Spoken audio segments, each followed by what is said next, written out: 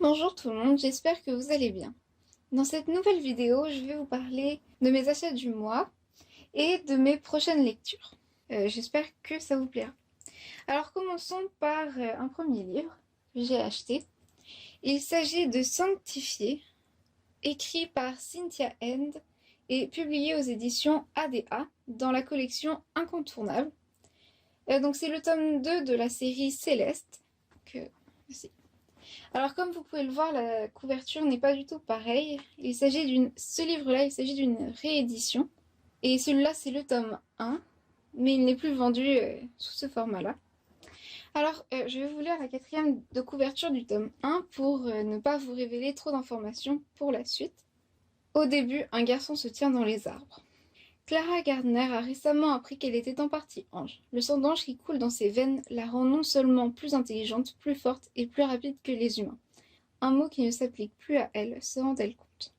Mais signifie aussi qu'elle est venue accomplir une mission ici sur Terre. Mais trouver en quoi consiste cette mission n'est pas facile. Ses visions d'un incendie de forêt ravageur et d'un charmant inconnu la conduisent à une nouvelle école dans une autre ville. Donc, je ne veux pas vous révéler trop d'informations, donc je ne vais pas lire tout le résumé. Donc, comme vous avez pu le comprendre, on suit une fille qui découvre qu'elle est en partie ange et qu'elle a une mission sur Terre.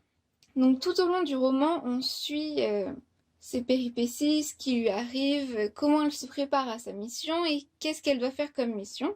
Et aussi un déménagement puisqu'elle doit déménager pour accomplir sa mission. Il y a aussi une petite histoire d'amour durant le roman. Donc ce n'est pas que la mission qu'elle doit accomplir, c'est aussi un petit peu plus. Donc ça rend le livre vraiment intéressant. Surtout que c'est très très bien écrit et c'est très agréable à lire. C'est léger, c'est vraiment une lecture pour des personnes de n'importe quel âge. Une personne de 10 ans peut lire ça comme une personne de 20 ans. C'est vraiment selon les goûts et ça peut convenir à beaucoup de personnes. Et donc, voici le tome 2 comme je vous l'ai montré précédemment. Et le tome 3 où nous suivons encore son histoire. Dans les tomes 2 et 3, on suit plus l'histoire d'amour que sa mission, étant donné qu'elle se passe principalement dans le tome 1, mais étant donné que je n'ai pas encore lu le tome 2 et 3, j'imagine qu'il y a une suite au niveau de sa mission. Donc c'est ce qu'on va suivre aussi dans les tomes 2 et 3, mais principalement l'histoire d'amour. Ce qui fait que c'est bien aussi, et ça permet de s'intéresser, parce que très souvent quand on commence un livre et tout ça, on a envie que ça continue, et c'était le cas quand j'ai lu le tome 1 il y a quelques années, donc je suis très contente d'avoir acheté le tome 2 et 3. Le second achat que j'ai fait ce mois-ci, il s'agit de La voleuse de secrets de Brenda Drake, publié aux éditions Pocket Jeunesse. Donc c'est le tome 1 de cette série, et je vais vous lire la quatrième de couverture. Diana, passionnée d'escrime et fervente lectrice, visite une bibliothèque de Boston lorsqu'un étrange jeune homme se volatile sous ses yeux. Dia s'empare de l'ouvrage qu'il consultait et se trouve transportée de l'autre côté du globe, à Paris, dans une magnifique salle de lecture. Là, une bête menaçante arpente les rayons. La jeune fille découvre alors qu'elle est une sentinelle chargée de protéger une société de créatures surnaturelles. Commence alors pour Diana une série d'aventures ponctuées de révélations sur sa naissance et de grands dangers. Donc comme vous avez pu le comprendre, dans ce livre, on suit une fille qui doit protéger des créatures surnaturelles. Donc je ne peux pas vous en dire plus, je n'ai pas lu ce livre, mais dès que je l'aurai lu, je vous donnerai mon avis et je vous en parlerai un peu plus. Mais d'après ce que je vois, c'est assez facile à lire et ça a l'air vraiment intéressant. Donc ça peut convenir, comme la série Céleste, ça peut convenir à un très grand public. Mon prochain achat est La Cité des Ténèbres, les origines, le tome 3, La princesse mécanique. Donc ce livre a été écrit par Cassandra Clare et ça a été publié aux éditions Pocket Jeunesse. Je vais vous lire la quatrième de couverture du tome 1. Tessa débarque à Londres pour rejoindre son frère. Mais à peine arrivée, elle tombe dans un piège. Enlevée par les horribles sœurs noires, elle développe des pouvoirs qu'elle ignorait posséder. Jusqu'au jour où Will, un chasseur d'ombre, la libère et lui apprend qu'elle est une créature obscure. Un nouveau destin attend Tessa dans un monde mystérieux où vampires, sorciers et autres créatures de l'ombre règnent en maître. Alors, dans cette série, nous suivons une fille qui découvre qu'elle a des pouvoirs magiques. Elle ne le savait pas. Et bien sûr, la vie des créatures obscures n'est pas facile. Cette série est le début de toutes les séries qui suivent La Cité des Ténèbres, où on suit des créatures obscures, des chasseurs d'ombre qui vivent dans notre monde. Et donc tout se passe dans notre monde, mais avec un peu de magie aussi. Si vous avez vu la série Shadowhunter sur Netflix, c'est exactement ça, mais ça se passe très longtemps avant. Et donc, ça a un lien. Et même si vous l'avez vu sur Netflix, l'histoire n'est pas du tout pareille. On ne suit pas les mêmes personnages, étant donné que ça se passe en 1800, il me semble. Fin 1800, début 1900 ou milieu 1800. Je ne me souviens plus exactement, mais c'est très intéressant à lire. Et ça permet vraiment de se plonger dans un monde où, oui, c'est notre monde, mais en même temps, il y a de la magie et tout le monde a un jour souhaité qu'il y ait un petit peu de magie dans sa vie et c'est ce que ce roman apporte. Donc je vous suggère fortement de lire cette série.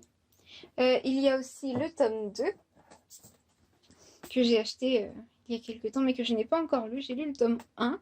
Le tome 2 c'est Le Prince Mécanique que j'aimerais lire bientôt. Et ensuite le tome 3. Tous les livres de cette série sont publiés aux éditions Pocket Jeunesse. Et aussi, la façon d'écrire de l'auteur fait que le livre est facile à comprendre parce que parfois des mondes comme ça imaginés par un auteur, ça peut être compliqué à comprendre. Mais au final, c'est très facile à comprendre et c'est très agréable comme lecture. Donc je vous suggère fortement de la lire, mais de ne pas forcément vous arrêter aux origines, de continuer. Il y en a plein d'autres. Je vais vous dire tous les livres qu'il y a. Alors, il y a La Cité des Ténèbres, donc les origines, La Cité des Cendres, La Cité de Verre, La Cité des Anges Déchus, La Cité des âmes perdues et La Cité du Feu Sacré, dans la collection de Mortal Instruments. Ensuite, je vous ai nommé les 3 tomes des origines. Et il y a un tome dans Renaissance, c'est La Princesse de la Nuit. Donc il y en a beaucoup, et même si ça ressemble à la série Shadowhunter sur Netflix, ce n'est vraiment pas la même histoire, et c'est tout aussi intéressant. Le dernier livre que j'ai acheté, il s'agit de Max, de Sarah Cohen Scully, publié aux éditions Paul Fiction. Donc, comme vous pouvez le voir, ça a un lien avec ce qui s'est passé durant la Seconde Guerre mondiale. Donc je vais vous lire la 4e de couverture. 19 avril 1936, bientôt minuit. Je vais naître dans 1 minute exactement. Je vois le jour le 20 avril, date d'anniversaire de notre Führer. Max est le prototype parfait du programme Lebensborn. Des femmes sélectionnées par les nazis mettent au monde de purs représentants de la race aryenne, jeunesse idéale destinée à régénérer l'Europe. Donc dans cette histoire, on suit tout ce qui a été fait durant la Seconde Guerre mondiale pour parvenir à créer la race aryenne, donc des enfants aux yeux bleus et aux cheveux blonds. On ne suit pas ce qui s'est passé dans les camps ou dans les autres pays, on suit vraiment ce qu'ils voulaient pour avoir la race aryenne. C'est pas... Ça s'est réellement produit et même si ce n'est pas génial, ça peut être intéressant comme lecture parce qu'on sait exactement... On voit toute l'horreur de ça et puis en même temps on se dit est-ce que c'est vraiment de la faute de ces enfants-là? Est-ce qu'on doit leur en vouloir? Donc tout au long du roman, on ressent plein d'émotions contradictoires. D'après ce que j'ai compris, on ne sait pas quoi ressentir. C'est vraiment intéressant. Donc je vous le conseille. Peut-être pas à des jeunes de 10 ans, mais à partir de 12-13 ans, ça peut être une très bonne lecture et nous permettre de comprendre une partie de la Seconde Guerre mondiale dont on ne parle pas forcément souvent. Et voilà. Donc, c'était mes achats de ce mois-ci. Alors maintenant, passons à ma prochaine lecture. Il s'agit de 13 minutes de Sarah Pinborough, publiée aux éditions Phibbs. Alors dans cette histoire, on suit une fille qui est très populaire et qui un jour a un accident, qui meurt pendant 13 minutes mais qui revit après. Donc je vais vous lire la 4e de couverture. Je suis morte pendant 13 minutes et maintenant je veux savoir pourquoi. Natasha, 16 ans et reine du lycée de Braxton, ne se souvient pas comment elle a fini dans les eaux glacées de la rivière. La seule chose qu'elle sait, ce n'était pas un accident. D'après le proverbe, il faut être proche de ses amis et encore plus de ses ennemis. Sauf que, au lycée, il est parfois difficile de les différencier. Ses amis l'aiment, Natasha en est sûre. Mais ça ne veut pas dire qu'elles n'ont pas essayé de la tuer. Alors dans cette histoire, on va suivre toute l'enquête de Natasha qui essaie de découvrir pourquoi il lui est arrivé ce qui lui est arrivé. Au début de l'histoire, on ne suit pas vraiment Natasha, on la suit de loin. On ne sait pas, on n'est pas encore dans l'histoire. On suit une de ses anciennes amies qui n'est plus amie avec elle depuis qu'elles sont entrées au lycée. Et donc, une fois qu'on commence, on a très envie de continuer parce que ça donne envie de savoir ce qui se passe, pourquoi il lui est arrivé ça. Et donc, ça, c'est vraiment intéressant.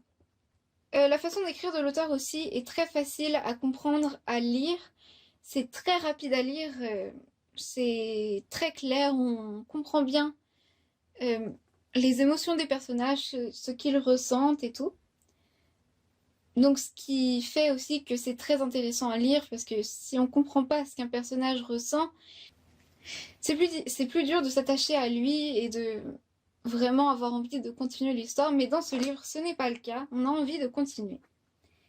Donc je vous le conseille très fortement. J'ai entendu beaucoup d'avis positifs sur ce roman. J'espère que cette vidéo vous aura plu et vous aura donné envie de lire les livres que je vous ai présentés. Et on se revoit dans une prochaine vidéo. Bye!